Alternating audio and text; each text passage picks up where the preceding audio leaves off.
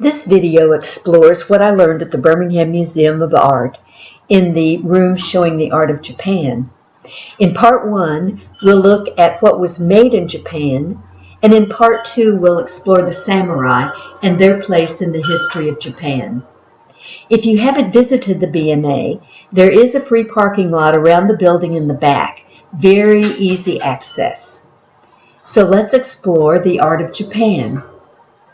When you walk into the Japanese galleries, the first object you see is the Jomon jar. This earthenware jar is 5,000 years old. It was made before Stonehenge, before the pyramids were built, and before recorded history. So there's a lot about it that we don't know. Like, how did they use these jars with their elaborate tops? Remember, at this time, the Jomon people were only hunting and gathering nuts and berries for food. They were not cultivating crops like rice. Perhaps these jars were buried in the ground up to their fancy tops and were used as an early form of refrigeration for food storage. Say it with me. We just don't know. This little earthenware guy is a dogu. He's from the Jomon period and is about 1,700 years old, again, before recorded history. They sort of look like little dolls, don't they? But they are a little too creepy for toys. So what were they used for? It is thought that if a person was having bad luck or was very sick, they would ask the village shaman to ritualistically transfer their bad luck or illness into the body of the dogu. Then they would smash the dogu, thus getting rid of the bad juju. Is this what they were used for? Say it with me again. We just don't know.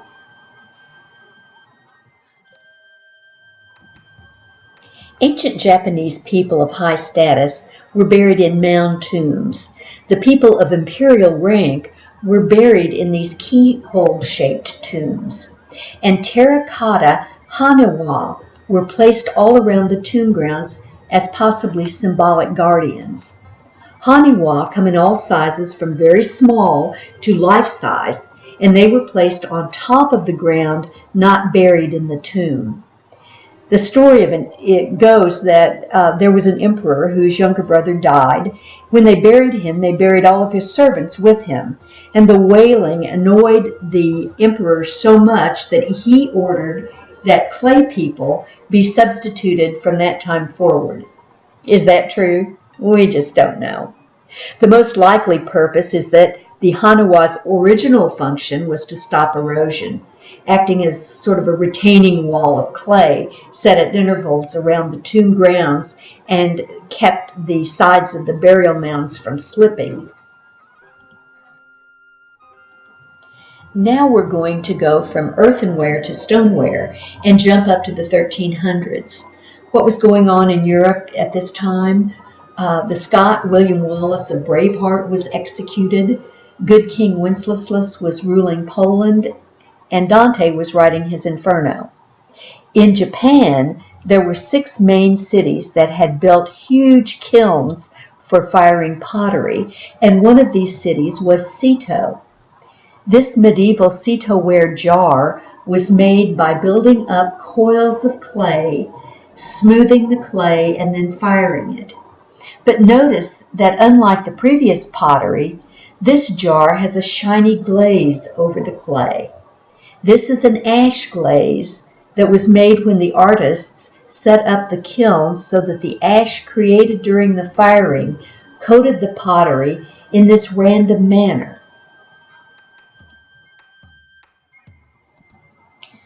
Now we're jumping to the 1600s, when the Japanese learned to make porcelain. The Chinese and Koreans had been making this beautiful, durable porcelain for hundreds of years, but how to make it was a secret. The Japanese really wanted to learn this secret, so they began wars with Korea called the Pottery Wars, and kidnapped Korean porcelain makers, forcing them to show the Japanese how to make porcelain from pure white kaolin clay. The reason porcelain is more durable is that when it's fired, the glaze and clay chemically blend, forming a stronger product. The Japanese discovered that Europe was really enthusiastic about buying this porcelain, and so they began to make it for export. This Japanese export porcelain is commonly called Arita ware for the district in which the kilns were located. From the nearby port of Imari, the Japanese would transport the goods to Nagasaki, where the Dutch would pick them up and reship them to Europe. This porcelain is therefore sometimes also identified as Imari ware.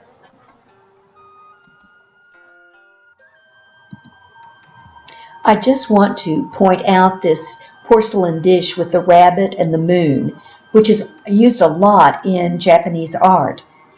When Westerners look at the moon, sometimes we see a human face, which we call the man in the moon. However, in Asia, they see a rabbit standing with a mortar and pestle grinding rice for rice cakes. Do you see the rabbit in the moon? Now let's compare the three types of pottery we've talked about. First, earthenware is fired under low heat. It is porous and fragile because of that, and it is unglazed. Stoneware is fired at a higher heat. It is glazed, it has an ash glaze, and it is more durable. And lastly, porcelain is fired at high heat using that kaolin clay. It's translucent because of the clay, and it is most durable. Now, as we leave ancient pottery, let's think about those enormous old kilns in the 6 Japanese cities. The kilns were fired up only about once a year, so potters would sometimes have hundreds of objects they had accumulated for firing. When their pottery and pottery of many others was put in these huge kilns, how would the potters know which was theirs? Well, they would mark their clay with a symbol that was completely their own, their unique symbol, which was an early trademark. So out of the hundreds and hundreds of objects fired in the kilns, they would be able to identify which was theirs. We've already mentioned that the Japanese created fine objects for the Dutch to export to Europe. This is one of my favorite pieces. It's a carved ivory jar with a scowling samurai warrior in the center and all these heads around him. It's called the 100 Faces jar. Some are happy heads, some are sad. As you look at them, you see all types of expressions on the heads. Now, is the artist whimsically indicating to his European customers that this fierce warrior took all these heads with his sword? We've all seen signs indicating that there's a dog guarding the property. Not only do we think of dogs as being fierce, but we also think that lions are fierce and a bit scary. But what if you had never seen a lion, just heard descriptions of these fantastical beasts? What type of image would you come up with if you were creating a creature to guard the temple doors?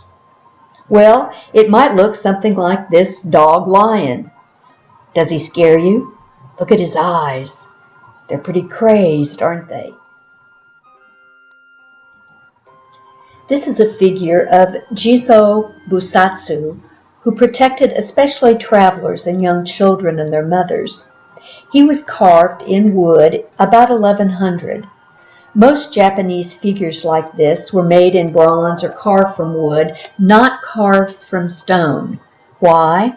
Well, think of all the Japan's earthquakes. It's a very volcanic land, and therefore the stone in Japan is very porous and unsuitable really for carving. The last object I wanted to tell you about is this painted silk screen.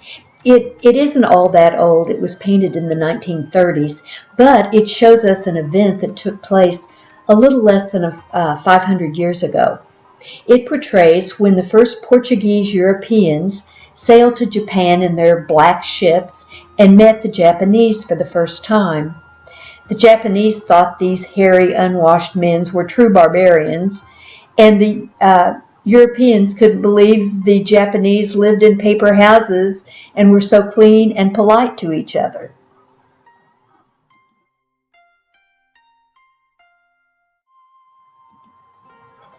I've only shown you a taste of the objects that are on display in the BMA Japanese galleries. I hope that you'll come and explore them for yourself.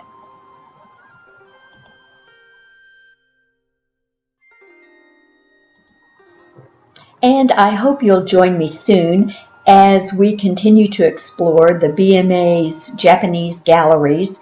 And in part 2, we will look at the warriors known all over the world for their strict code of ethics and their ferocity in battle, the samurai.